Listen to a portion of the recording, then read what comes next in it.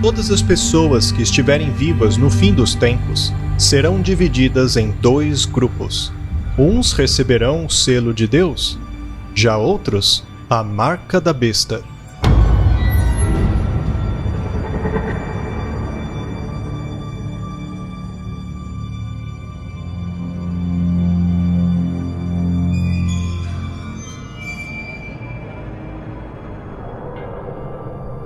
Antes que o Apocalipse comece, Deus identificará os seus filhos, colocando um sinal sobre eles. Isso para resguardá-los do castigo reservado para os perversos. A Bíblia diz: E então vi outro anjo subindo do Oriente, tendo o selo do Deus vivo. Ele bradou em alta voz aos 4 anjos a quem havia sido dado poder para danificar a terra e o mar. Não danifiquem nem a terra, nem o mar, nem as árvores, até que selemos as testas dos servos do nosso Deus. O selo de Deus é uma identificação invisível que Deus coloca sobre aqueles a quem recebe como filhos. Ou seja, aqueles que recebem o Espírito Santo por terem dado ouvidos à palavra e aceito a Jesus Cristo.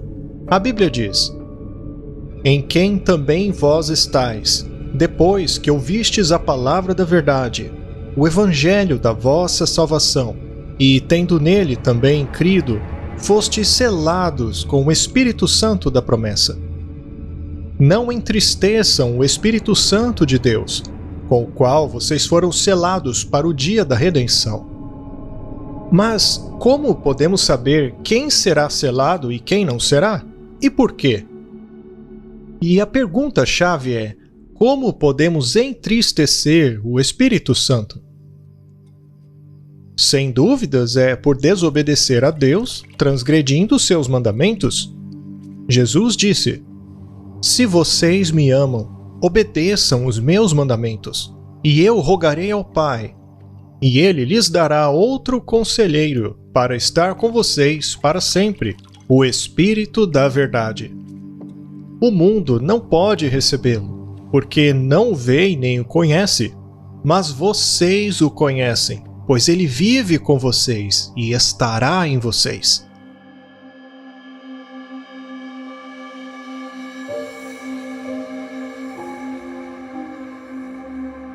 Em Isaías é dito assim: Liga o testemunho, sela a lei entre os meus discípulos.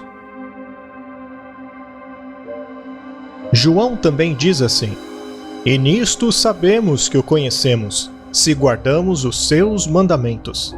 Aquele que diz, eu o conheço, e não guarda os seus mandamentos, é um mentiroso, e nele não está a verdade. Mas qualquer um que guarda sua palavra, o amor de Deus está nele verdadeiramente aperfeiçoado. Nisto conhecemos que estamos nele.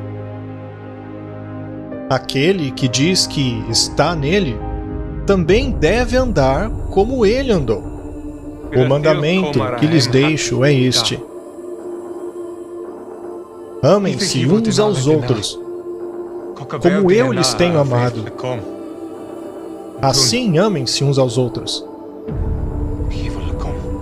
Jesus cumpriu todos os mandamentos à perfeição. Se Jesus tivesse transgredido os mandamentos, seria um pecador e não poderia ter nos salvado.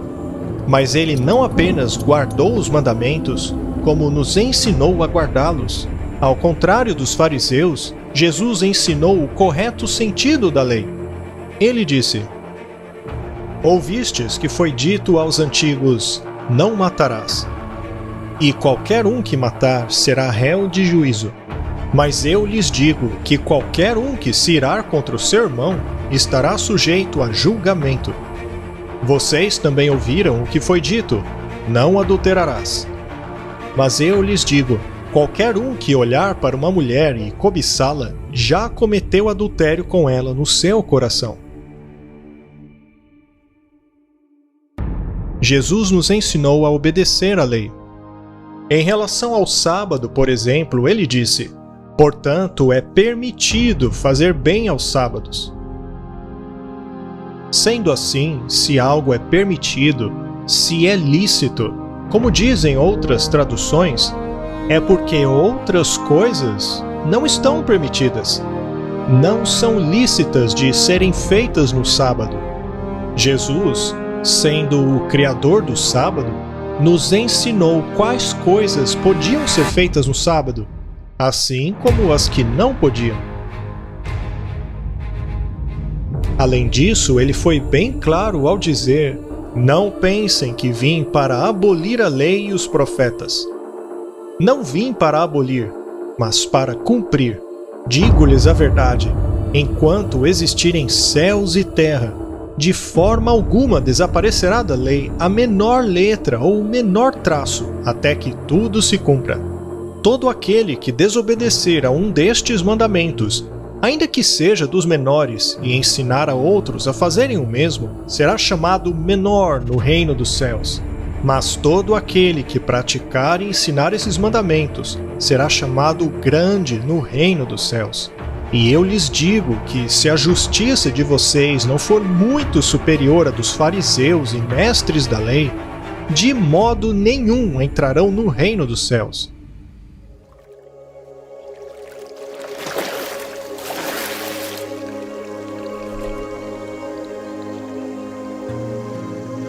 Este é meu Filho amado, em quem me comprazo. É óbvio que, para receber o Espírito Santo prometido, precisamos estar em harmonia com os mandamentos divinos. A Bíblia diz: nós somos testemunhas destas coisas, bem como o Espírito Santo, que Deus concedeu aos que lhe obedecem. Se todos os mandamentos são importantes, a ponto de terem sido escritos em pedra, existe um deles em particular que contém o selo de Deus, pois nele consta o nome de Deus, o seu cargo e sua jurisdição. Somente um mandamento faz referência à sua autoridade, como sendo o nosso Criador. Lembra-te do dia de sábado para o santificar. Durante 6 dias trabalharás e farás todas suas obras. Mas o 7º dia é o dia de descanso em honra ao Senhor, teu Deus. E nele não farão nenhuma obra. Nem tu, nem o seu filho, sua filha, nem o seu escravo, nem a sua escrava, nem os seus animais, nem o estrangeiro que morar em suas cidades. Porque em 6 dias o Senhor, veja, aqui está o nome dele, fez, ou seja, o seu cargo, o Criador, o céu e a terra e o mar, e tudo que neles há. E aqui temos a jurisdição do Criador, pois no 7º dia descansou. Por isso o Senhor abençoou o dia de sábado e o declarou santo. O mandamento começa dizendo: lembra-te. Isso nos remete ao passado e faz sentido, já que o sábado foi estabelecido na criação, mas também no futuro, pois o seu povo nunca deveria deixar de guardar este dia sagrado. Na verdade, ao analisarmos o relato da criação, veremos que de fato Deus abençoou e santificou o 7º dia como a sua assinatura como Criador. Desde o início, quando os judeus sequer existiam, antes mesmo da existência do pecado. Assim foram concluídos os céus e a terra, e tudo o que neles há. No 7º dia, Deus já havia concluído a obra que realizara, e neste dia descansou. Abençoou Deus o 7º dia e o santificou, porque nele descansou de toda a obra que realizara na criação. A observância do sábado não está escrita apenas no Antigo Testamento. Também no Novo Testamento encontramos o próprio Jesus guardando este mandamento. E ele foi a Nazaré, onde havia sido criado. E no dia de sábado entrou na sinagoga, como era o seu costume, e levantou-se para ler. Jesus cumpriu e ensinou a cumprir todos os mandamentos, explicando àqueles que o desvirtuavam o seu verdadeiro propósito. O sábado fora feito para o homem, e não o homem para o sábado, de maneira que o Filho do Homem é dono também do sábado. Além disso, Jesus, falando a respeito da perseguição que viria sobre a sua igreja no fim dos tempos, disse assim: roguem para que não tenham que fugir no inverno e nem no dia de sábado. Deus é muito claro quando diz: se vocês me amam, guardarão os meus mandamentos. Se quiserem entrar na vida eterna, cumpram os mandamentos. Aquele que disse eu o conheço e não cumpre os mandamentos, e a verdade não está nele.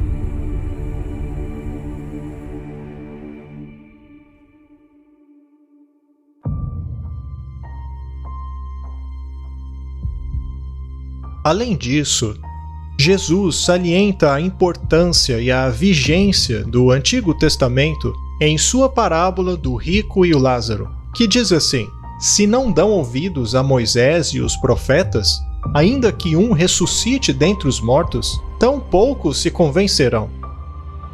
Isso porque Jesus Cristo é o mesmo ontem, hoje e o será para sempre. Pois o que o Senhor abençoa, abençoado está para sempre. Deus abençoou o sétimo dia e o santificou, porque neste dia cessou a obra que havia criado. Sendo assim, tanto no Antigo como no Novo Testamento, logo após a morte e ressurreição de Jesus, vemos os discípulos guardando o sábado. Paulo, como de costume, foi à sinagoga e por 3 sábados discutiu com eles com base nas Escrituras. Todos os sábados, Paulo discutia na sinagoga, tentando persuadir tanto aos judeus como aos gentios. Além disso, este mesmo apóstolo disse: sendo assim, ainda resta um descanso sabático para o povo de Deus. Pois todo aquele que entra no descanso de Deus também descansa das suas obras, como Deus descansou das suas. Você sabia que o sábado, além de ser o único dia que Deus abençoou e santificou, é o único dia no qual Deus colocou o seu nome? E que o seu significado é, em todos os idiomas antigos, descanso e repouso?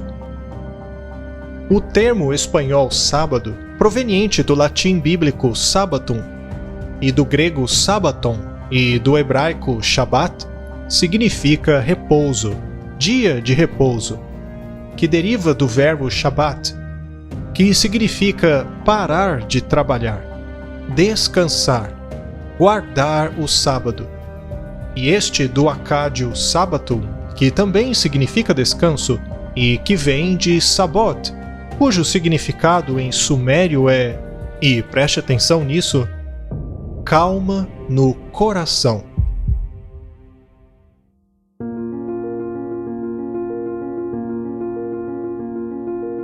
Podemos deixar de matar, mentir ou adulterar por estes serem atos antiéticos e porque o governo nos obriga.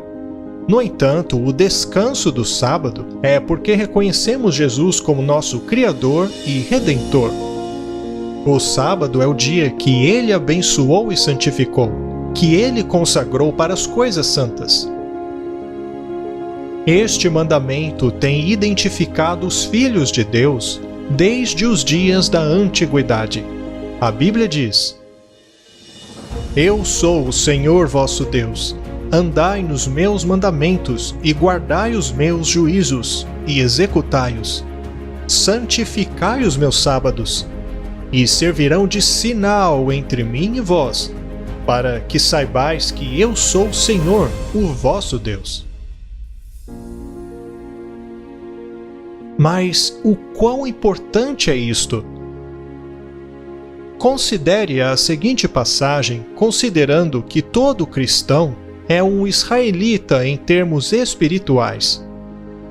porque são parte do povo escolhido por meio de Cristo. O Senhor disse a Moisés: diga aos israelitas que guardem os meus sábados. Isso será um sinal entre mim e vocês, geração após geração, a fim de que saibam que eu sou o Senhor que os santifica. Vocês observarão o sábado, porque para vocês é sagrado. Aquele que o profanar terá que ser executado. Quem fizer algum trabalho neste dia será eliminado do meio do seu povo. Durante 6 dias se trabalhará, mas o 7º dia é o sábado, o dia de descanso, consagrado ao Senhor. Quem fizer algum trabalho no sábado deverá ser executado. Os israelitas terão que guardar o sábado, eles e os seus descendentes, como uma aliança perpétua. Isto será um sinal perpétuo entre mim e os israelitas, pois em 6 dias o Senhor fez os céus e a terra, e no 7º dia ele não trabalhou, mas descansou. Quando o Senhor terminou de falar com Moisés no Monte Sinai, deu-lhe as 2 tábuas da aliança, tábuas de pedra escritas pelo dedo de Deus. Pode ser difícil a nós compreendermos a pena de morte, mas devemos compreender que, para Deus, que escreveu os mandamentos em pedra, o assunto do sábado não é de pouca importância.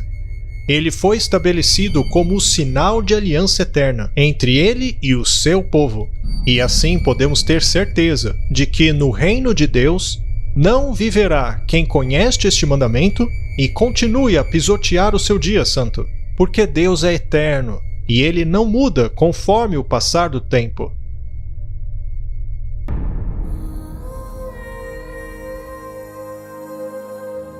Está claro que o sábado é o dia que Deus abençoou e santificou desde o início da criação, e em honra à sua criação, e que também foi constituído como símbolo, um sinal de aliança eterna entre ele e o seu povo, e que é o sinal que identifica aqueles que propõem em seu coração serem obedientes aos mandamentos do Senhor. Muito bem, mas o que é a marca da besta?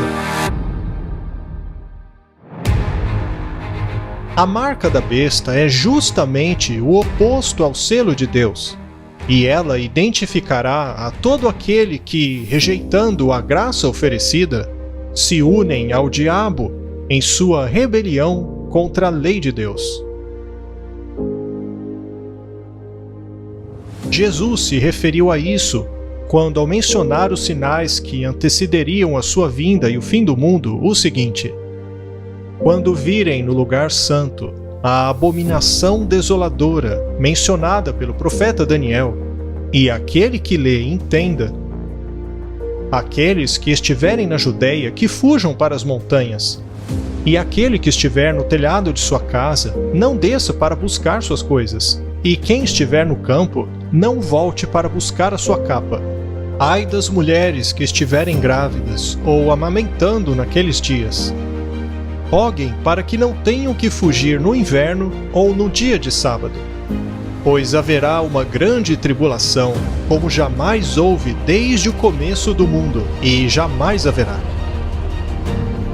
E se esse tempo não fosse abreviado, ninguém se salvaria, mas ele será abreviado por causa dos filhos de Deus. O que mostraremos a seguir é que tanto a marca da besta de Apocalipse como a abominação desoladora de Daniel são referências à imposição do domingo como dia de descanso obrigatório a nível mundial. Chegou a hora de nos perguntarmos se trabalhar aos domingos constitui verdadeira liberdade.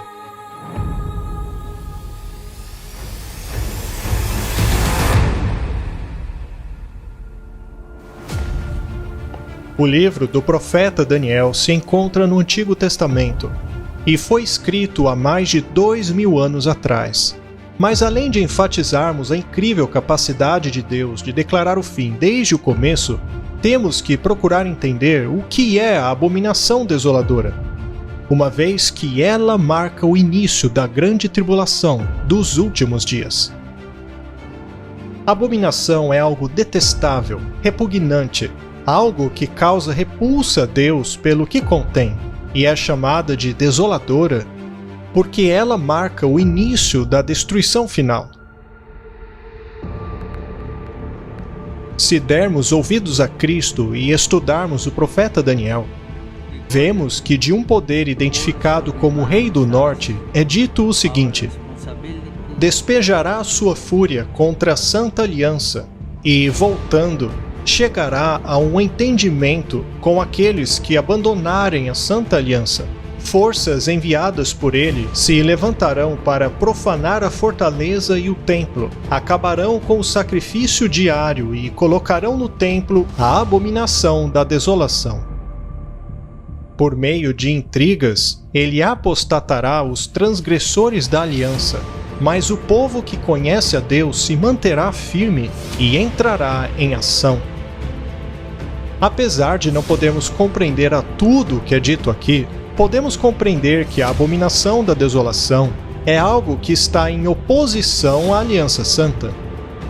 E se, como já vimos, a Aliança Santa e Eterna é o sábado, como sendo o dia de adoração ao Criador, logo a abominação da desolação será a imposição de um outro dia de descanso, que se opõe ao dia estabelecido por Deus.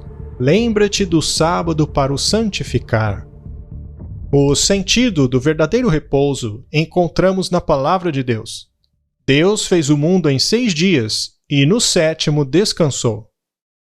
Esse descanso é a alegria de Deus pela sua criação, que era muito boa.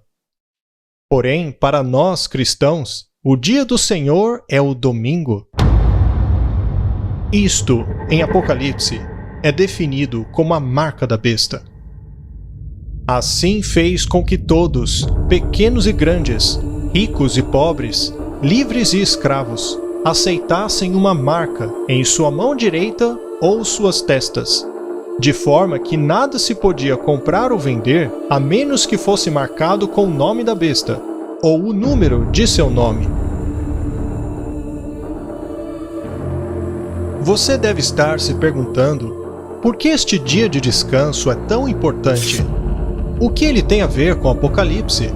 E por que a sua marca é a imposição do domingo como dia de descanso obrigatório? A importância do dia de descanso está no fato de ser uma questão de lealdade. É por isso que a decisão que cada um tomar em relação a ele demonstrará obediência a Deus ou rebelião a ele. Tudo se traduzirá a uma questão de fé, que demonstrará em quem cremos, a quem obedecemos e, finalmente, a quem adoramos. Da mesma maneira como foi proibido a Adão e Eva comerem do fruto da árvore do conhecimento do bem e do mal.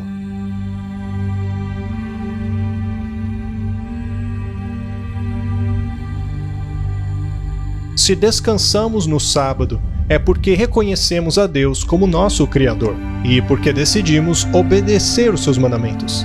Por outro lado, se preferirmos guardar o domingo, estaremos obedecendo a mandamentos de homens que estão fazendo oposição a Deus. A princípio, isto será o mais fácil, mas ao nos posicionarmos em rebelião a Deus, teremos que enfrentar os seus juízos.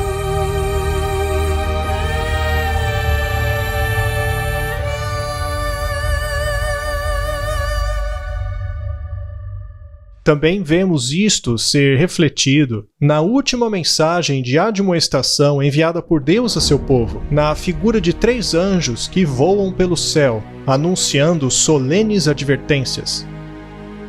Então vi outro anjo que voava pelo céu, e tinha na mão o Evangelho eterno para proclamar aos que habitam na terra, a toda a nação, tribo, língua e povo.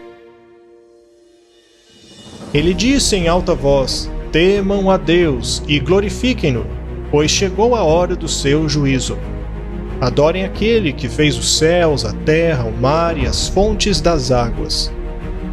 Ao afirmar que devemos adorar aquele que fez o mar, os céus e as fontes das águas, vemos uma clara referência à adoração ao Criador, e isso inclui o dia de repouso que o glorifica. Portanto, as seguintes mensagens nos advertem a sair do engano babilônico e a não receber o símbolo de sua submissão, ou seja, a marca da besta. Um segundo anjo seguiu anunciando: Caiu a grande Babilônia, que fez todas as nações beberem do vinho da fúria da sua prostituição. Um terceiro anjo os seguiu, dizendo em alta voz: Se alguém adorar a besta e a sua imagem, e receber a sua marca na testa ou na mão, também beberá o vinho do furor de Deus, que foi derramado sem mistura no cálice da sua ira. Será ainda atormentado com enxofre ardente na presença dos santos anjos e do Cordeiro, e nisto se colocará à prova da perseverança dos santos, aqueles que guardam os mandamentos de Deus e a fé de Jesus. Vemos então que no final dos tempos haverá apenas dois grupos de pessoas: aqueles que adoram ao Criador e que obedecem a todos os seus mandamentos, tendo também a fé de Jesus, e aqueles que foram embriagados pelos enganos da igreja apóstata, identificada como Babilônia, e que adoram a besta ou a sua imagem e recebem a sua marca. Mas, afinal, o que é a besta e o que é a imagem da besta? O que quer dizer que a sua marca será posta na mão ou na testa das pessoas? Em nossa série Ecumenismo, o Grande Engano, que estará na descrição deste vídeo, mostramos que a besta espantosa da profecia simboliza o Império Romano, tanto a sua face político-militar da antiguidade, como a sua face religiosa, desde a Idade Média na figura do papado, sendo o representante máximo da Igreja Romana. E em nossa série Qual é a Verdadeira Igreja?, que também estará na descrição deste vídeo, provamos que a Igreja Católica Romana não é a Igreja de Cristo. É apenas um projeto de poder iniciado pelo imperador Constantino, que prostituiu a Igreja Apostólica, convertendo-na em um instrumento do diabo para enganar o mundo. Veja como conta a história em um desses trechos de nossos vídeos. A história nos conta que no século IV de nossa era, os cristãos eram perseguidos tanto pelos judeus quanto pelo Império Romano. O imperador Constantino foi um de seus grandes perseguidores. No entanto, vendo que não podia lutar contra eles, visto que o sangue dos cristãos funcionava como semente do cristianismo, decidiu converter-se ao cristianismo, e assim fez do cristianismo a religião oficial do império. De perseguidor dos cristãos, passou a ser o impostor de um cristianismo mesclado ao paganismo, que misturava-se à religião pagã de seu império. Veja o que diz a Wikipédia sobre este nefasto personagem. Constantino, legalizador da religião cristã pelo Édito de Milão, em 313. Convocou o primeiro concílio de Nicéia em 325, que outorgou legitimidade ao cristianismo pela primeira vez dentro do Império Romano. Considera-se que isto foi fundamental para a expansão desta religião. Os historiadores, desde Lactâncio até Eusébio de Cesareia e até os nossos dias, o apresentam como o primeiro imperador cristão, se bem que só foi batizado quando já se encontrava em seu leito de morte, tendo tido então um grande catecumenato. Política religiosa. Sua relação com o cristianismo foi difícil, uma vez que fora educado na adoração do Deus Sol, Sol Invictus, cujo símbolo ele portava e cujo culto estava associado oficialmente ao imperador. Em 324, o imperador começou a construir outra basílica em Roma, no lugar onde, segundo a tradição cristã, havia sido martirizado São Pedro, na colina do Vaticano, que atualmente acolhe a Basílica de São Pedro. A partir deste ponto, o cristianismo passa a adquirir o status de religião privilegiada, iniciando-se assim a perseguição às demais religiões. Por outro lado, Constantino deteve o título de Pontífice Máximo até o dia de sua morte. Um título que os imperadores romanos levavam como cabeças visíveis do sacerdócio pagão. Em 321, Constantino deu instruções para que os cristãos e os não cristãos estivessem unidos em observação ao venerável dia do Sol, que, por sua vez, fazia referência à esotérica adoração oriental do Sol. Na reinauguração de Constantinopla, em 330, realizou-se uma cerimônia meio pagã, meio cristã. Na praça do mercado colocou-se a cruz de Cristo sobre a carruagem do Deus Sol. Por isso, no Catecismo da Igreja Católica Romana, é lido o seguinte: com relação aos 10 mandamentos, disse a respeito do quarto, mas que se figura como terceiro, uma vez que a Igreja eliminou o segundo mandamento, que proíbe render culto a imagens. Vejamos o que está escrito no próprio site do Vaticano. Lembra-te do dia de sábado para o santificar. 6 dias trabalharás, e farás toda a tua obra. Mas o 7º dia é o dia de descanso do Senhor, o seu Deus. Nele não farás nenhuma obra. E em seguida consta os textos bíblicos. O sábado foi instituído para o homem, e não o homem para o sábado, de sorte que o Filho do Homem também é Senhor do sábado. E mais uma vez consta a passagem bíblica que nós temos mostrado neste vídeo. O site continua dizendo: a Escritura faz a este propósito o memorial da criação, e então apresenta a citação bíblica. A Bíblia também vê o dia do Senhor como um memorial da liberação de Israel da escravidão do Egito. Isso também é correto. O sábado não apenas é símbolo da criação, mas que também é símbolo da libertação que Deus nos fará do Egito espiritual, que é o pecado. E o texto continua: Deus confiou o sábado a Israel para que fosse guardado como símbolo de aliança inquebrantável. Isso também está correto. A ação de Deus é um modelo para a ação humana. Se Deus descansou no 7º dia, também o homem deve descansar e fazer com que os demais, sobretudo os pobres, recuperem o seu fôlego. O sábado interrompe os trabalhos cotidianos e concede-nos um respiro. É um dia de protesto contra as servidões do trabalho e contra o culto ao dinheiro. O Evangelho apresenta numerosos incidentes nos quais Jesus foi acusado de quebrar a lei do sábado. Mas Jesus nunca faltou com a santidade deste dia, mas com a autoridade da interpretação autêntica dessa lei. O sábado foi feito para o homem e não o homem para o sábado. Com compaixão, Cristo proclama que é lícito aos sábados fazer o bem ao invés do mal, salvar uma vida ao invés de destruí-la. Muito bem, até aqui perfeito. Está de acordo com a Bíblia. Mas veja o que é dito adiante. Jesus ressuscitou dentre os mortos no 1º dia da semana. Bem, isso também é correto. Este 1º dia, que é o dia da ressurreição de Cristo, nos recorda da primeira criação. O quê? Não.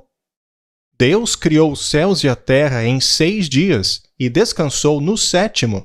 Portanto, é o 7º dia que nos recorda da primeira criação. O texto continua: este é o 8º dia, que segue o sábado, e significa a nova criação, inaugurada com a ressurreição de Cristo. O quê? O novo céu e a nova terra não vieram após a ressurreição de Jesus. Veja que, segundo o livro de Isaías, mesmo depois do fim do mundo, nós continuaremos a adorar a Deus de sábado a sábado. O texto do Vaticano continua: para os cristãos, este veio a ser o primeiro de todos os dias, de todas as festas, o domingo, o dia do Senhor. Ora, mas nós perguntamos para quais cristãos? Para aqueles que seguem Constantino, e não os que seguem Jesus e os apóstolos. E agora o texto nos dá a razão desta abominação, que é a adulteração desta lei que o próprio Deus escreveu em tábuas de pedra. Veja: nos reunimos todos no dia do sol. É isso mesmo, no dia do sol. Porque é o primeiro dia depois do sábado judeu, mas também porque foi o primeiro dia em que Deus, retirando a matéria das trevas, criou o mundo. Neste mesmo dia, Jesus Cristo, nosso Salvador, ressuscitou dentre os mortos. Agora perceba que após esta última frase, não é citada nenhuma referência a textos bíblicos. A verdade é que Jesus separou o sétimo dia como memorial de sua criação, e não o primeiro dia. Sendo assim, a Igreja Romana está pisoteando a lei de Deus e transferindo o culto e a adoração a um dia comum, não santificado, não separado por Deus para algo sagrado. Isto é abominável para Deus. Isto porque esta abominação atenta contra o símbolo da autoridade de Deus como Criador dos céus e da terra. O sábado é o sétimo dia da semana. Nos outros dias, o homem, de certa maneira, participa do trabalho da criação de Deus. O sábado é o dia de descanso. O sábado, o sétimo dia, foi agora substituído pelo primeiro dia. A estrutura da semana se inverteu. Já não nos dirigimos mais ao sétimo dia para participarmos nele do repouso de Deus, uma vez que o dia de encontro com o ressuscitado passou a ser o primeiro dia. Esta mudança é extraordinária. Desde os dias de Constantino, o domingo, que era o dia de adoração ao sol, passou a ser de descanso obrigatório a todas as pessoas, contradizendo assim o mandamento de Deus, que nos manda guardar o sábado em honra ao Criador. Este desafio à autoridade divina, que escreveu os seus mandamentos em pedra, constitui o símbolo de autoridade da Igreja Romana. E este símbolo de sua autoridade foi acatado por quase todas as religiões, e também quase por todas as pessoas.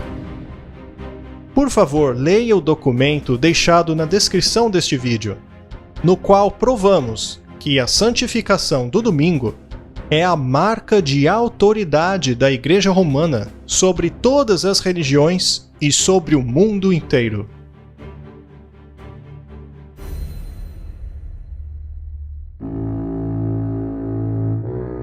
Agora, se já mostramos em nossos vídeos anteriores que o chifre pequeno da profecia de Daniel e a besta terrível de Apocalipse representam o poder do papado, o que será a imagem da besta?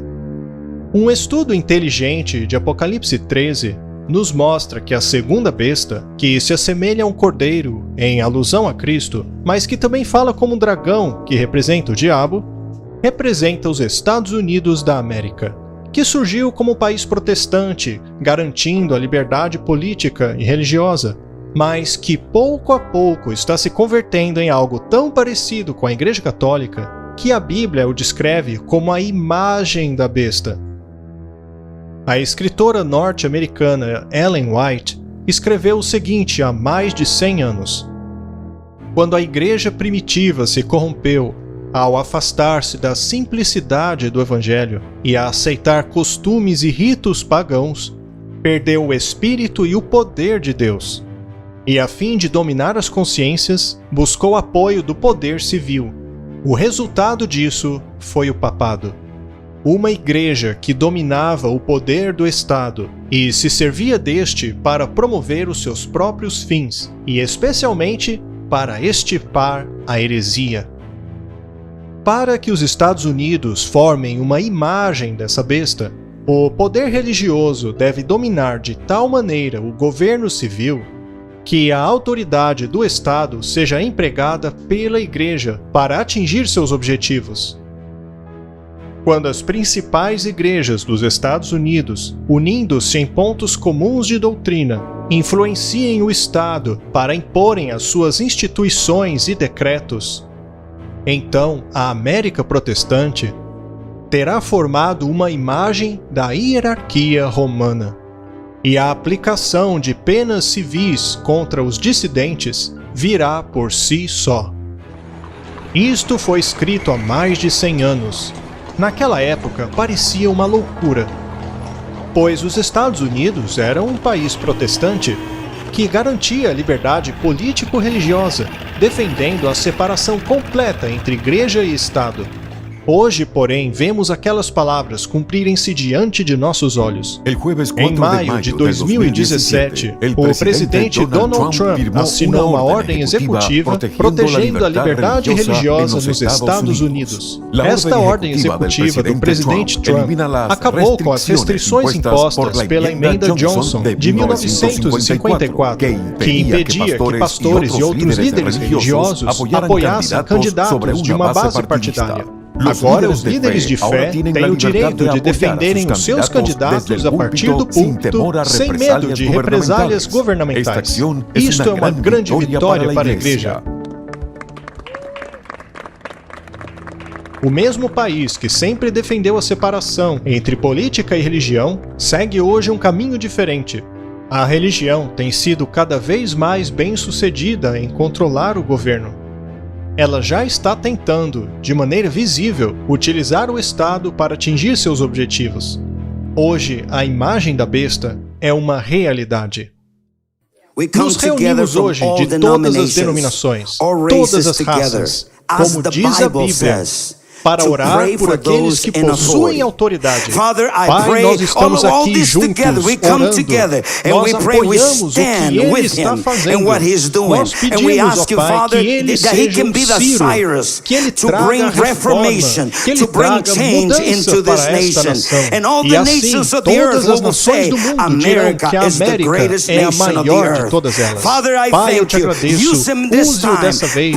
Derrame o poder do Espírito Santo sobre ele, sobre sua vida, que Ele o fortaleça. Eu declaro hoje que o presidente Trump vencerá todas as estratégias do inferno, cada estratégia do inimigo.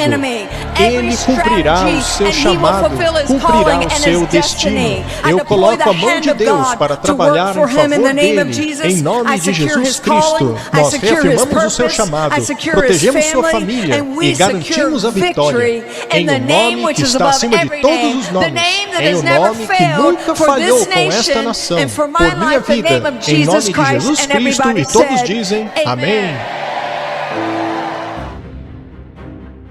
O papado é simbolizado na profecia apocalíptica como uma besta espantosa e terrível, e nas profecias de Daniel como um chifre pequeno, que falaria contra o Altíssimo, maltrataria os santos do Altíssimo, e trataria de mudar os tempos e a lei.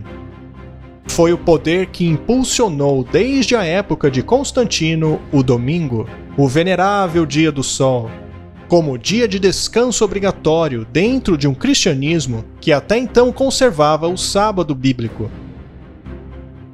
Da mesma maneira, no tempo do fim, e para garantir o apoio de Roma, a imagem da besta, ou seja, os Estados Unidos da América, também emitirá um decreto que estabelecerá o domingo como dia de descanso obrigatório. E, segundo a Bíblia, qualquer um que não aceitar não poderá mais comprar nem vender, independentemente de sua posição social. Assim fez com que todos, pequenos e grandes, ricos e pobres, livres e escravos, permitiram colocar uma marca em sua mão direita ou sobre a sua testa, de maneira que nada podiam comprar ou vender caso não possuíssem a marca da besta, ou o número que corresponde ao seu nome.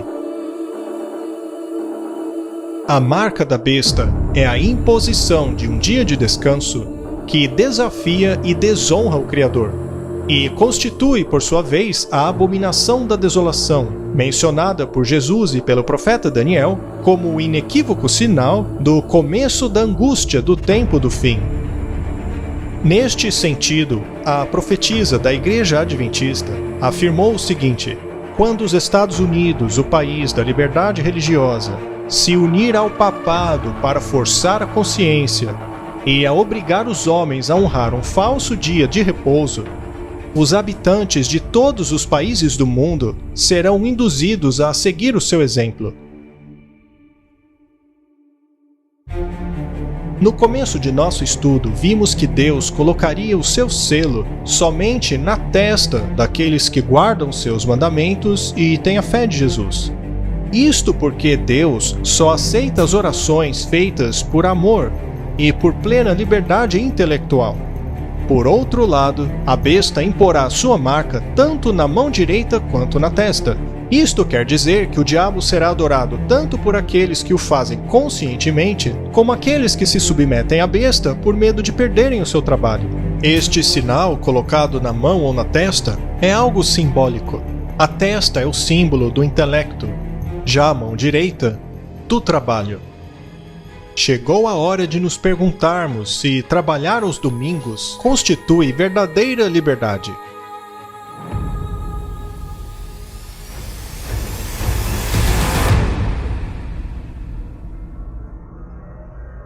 A lei do descanso dominical obrigatório será a grande prova pela qual terá que passar o povo de Deus nos últimos dias. As Escrituras dizem: "E nisto se colocará à prova a perseverança dos santos, aqueles que guardam os mandamentos de Deus e a fé de Jesus." Quando esta obrigação for posta sobre os homens, a começar pelos Estados Unidos da América, Deus permitirá o começo da assolação da terra, e aqueles que defendem a verdade bíblica serão vistos como traidores, denunciados como inimigos da lei e da ordem, quebradores das tradições morais, e assim causadores de anarquia e corrupção que atrai sobre a terra os juízos de Deus. Parece contraditório, mas aqueles que permanecerem firmes aos mandamentos de Deus sofrerão escárnio, coerção, estigmatização e perseguição por parte das autoridades e sociedade. Os governantes, os chefes religiosos e até mesmo os membros de igrejas conspirarão contra estes. A arte, os acadêmicos, os meios de comunicação, todos se unirão contra aqueles que insistem em guardar os mandamentos de Deus e que têm a fé de Jesus.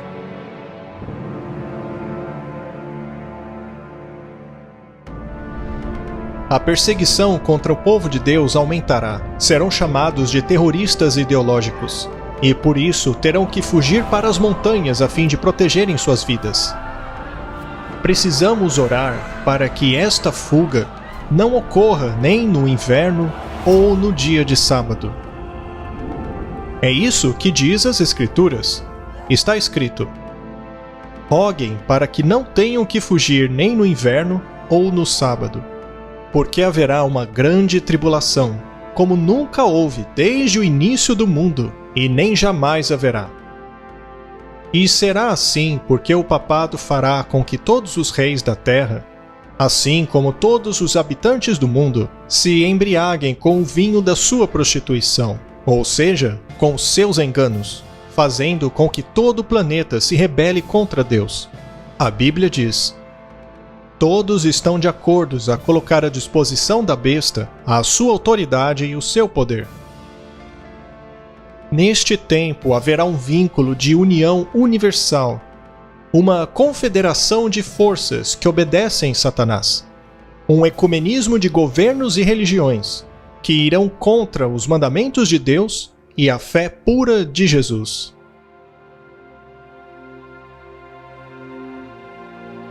Quando esta rebelião se tornar global, Deus se levantará e sacudirá a terra com o furor de sua ira. A profecia diz: "Aquele que adorar a besta ou a sua imagem e receber sua imagem na testa ou na mão, deverá beber o vinho da indignação de Deus, que será derramado puro do cálice de sua ira." Vejam, o Senhor arrasa a terra e a devasta, arruína sua superfície e espalha os seus habitantes. Terão a mesma sorte tanto o povo quanto o sacerdote, o escravo e o senhor, a escrava e a senhora, o vendedor e o comprador, quem toma emprestado e quem empresta, o devedor e o credor. A terra está arrasada, totalmente saqueada. Quem falou esta palavra foi o Senhor. A terra está seca e murcha, o mundo definha e murcha. Definham todos os nobres da terra. A terra está contaminada pelos seus habitantes, porque desobedeceram às leis, violaram os decretos e quebraram a aliança eterna. Por isso a maldição consome a terra e seus habitantes sofrem a condenação. Por isso são consumidos pelo fogo os habitantes da terra, a ponto de sobrarem pouquíssimos. Você se dá conta que está à frente de nós um tempo de angústia, no qual estaremos entre duas espadas? Se permanecermos fiéis aos mandamentos de Deus, seremos perseguidos pelas maiores autoridades deste mundo. Mas se aceitarmos a marca da besta e nos submetermos aos poderes terrenos, teremos que enfrentar a ira de Deus. Esta escolha que todos teremos que tomar decidirá entre a nossa vida ou morte eterna.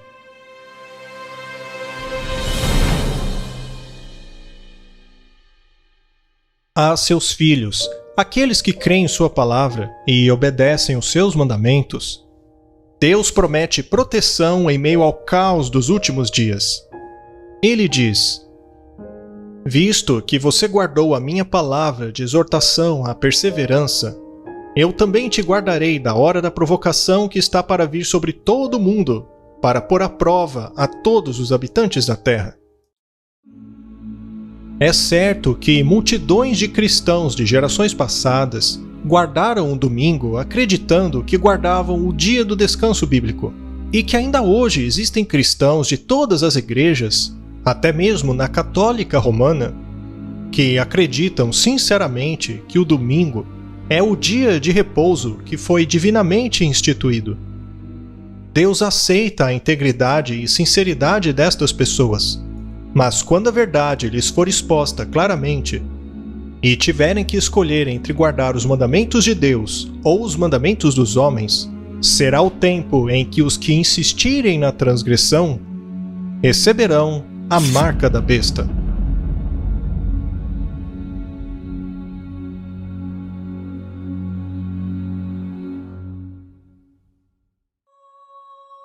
Meus irmãos, neste sentido, eu peço que considerem o seguinte: vocês sabiam que na nova terra, depois da segunda vinda de Cristo e da destruição dos ímpios, nós continuaremos a adorar a Deus em um dia específico? Qual dia você acha que será? Porque já vem o Senhor em meio ao fogo, e os seus carros são como um turbilhão.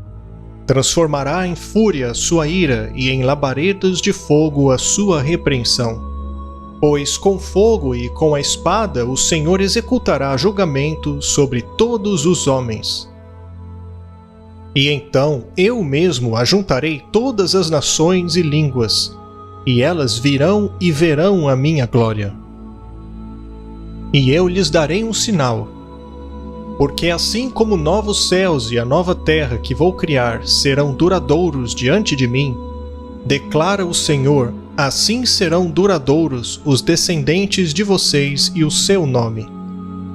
De uma lua nova a outra, de um sábado a outro, toda a humanidade virá e se inclinará diante de mim, diz o Senhor. Ou seja, o descanso sabático não foi apenas instituído na criação, mas também foi escrito por Deus em tábuas de pedra, como sendo o quarto mandamento. Não apenas foi guardado por todos os filhos de Deus antes de Cristo, mas também pelo próprio Jesus, que guardou o sétimo dia e o ensinou a guardá-lo corretamente. Nos mostrou que é lícito fazer o bem neste dia, e se declarou o Senhor do sábado. Esse dia não foi apenas observado pelos apóstolos e pela igreja primitiva, pois Jesus nos exortou a orar para que a nossa fuga não tenha que ser no sábado. E se tudo isso ainda não fosse suficiente, o mesmo Senhor jurou que na nova terra continuaremos a guardar o sábado. De que mais necessitamos para aceitarmos esta verdade? Está mais do que claro que o sábado foi abençoado e santificado por Deus. Amigo, pode ser que até então você não soubesse dessas coisas, mas a partir de hoje, a sua transgressão pode custar-lhe a vida eterna. Pense nisso e se pergunte: por que não desfrutar desse dia santo com o nosso Criador de agora em diante? Veja o que Deus lhe prometeu. Se desviares o teu pé do sábado, de fazeres a tua vontade no meu santo dia, e chamares ao sábado deleitoso, o santo dia do Senhor, digno de honra, e o honrares não seguindo os teus caminhos, nem pretendendo fazer a tua própria vontade, e nem falares as tuas próprias palavras, então te deleitarás no Senhor, e te farei cavalgar sobre as alturas da terra, e te sustentarei com a herança de teu pai Jacó, porque a boca do Senhor o disse. Eu descansarei no sábado, porque aquilo que o Senhor abençoa está abençoado para sempre. No vídeo que você acabou de assistir, todas as alegações foram sustentadas por textos bíblicos. Também compartilhamos citações de outros autores, dentre eles Ellen White. Sabemos que o seu nome gera muito preconceito entre algumas pessoas. Ainda assim, decidimos incluir algumas citações encontradas em seus livros para que você fosse apresentado aos seus escritos. E neste sentido, queremos convidá-lo a abandonar o preconceito e comprovar por si próprio se isto é verdade ou não, lendo alguns de seus livros. Caso você não tenha muito tempo, eu recomendo a leitura do livro Caminho a Cristo. Em menos de 100 páginas, você será capaz de provar o espírito de seus escritos e verá que é uma obra magnífica. Se quiser compreender um pouco melhor o Deus do Antigo Testamento e conhecer o mesmo Deus de Abraão, Moisés e Elias, recomendo a leitura do livro Patriarcas e Profetas. Mas se você deseja conhecer mais a respeito de Cristo e saber mais de sua história, leia o livro O Desejado de Todas as Nações, um livro que descreve a vida de Jesus como nenhum outro.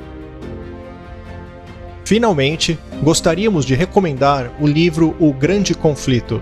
Este livro resume a história da Igreja, desde os dias da destruição de Jerusalém até o fim do mundo. Trata-se de uma impressionante exposição profética que se adianta aos eventos em mais de 100 anos. Você pode ler a todos estes livros e a todos os seus escritos de maneira completamente gratuita e em qualquer idioma, através do aplicativo EGW Writings, que está disponível na Play Store e na Apple Store. E por último, gostaríamos de dedicar algumas palavras a algumas pessoas que são muito especiais aos olhos de Deus. Me refiro aos sacerdotes e pastores. Se você é um deles, eu quero pedir-te que, com sinceridade de coração, examine a palavra de Deus e comprove se o que foi dito aqui é verdade ou não. Peço que por um momento deixemos de lado as placas de igreja a fim de compreendermos a verdade de Deus. Todos estamos vendo que as maiores organizações religiosas estão se unindo ao paganismo por meio do ecumenismo. É hora de nos agarrarmos à verdade a qualquer preço e não soltá-la. Que o Senhor te abençoe e te guarde na hora da prova que sobrevirá ao mundo todo.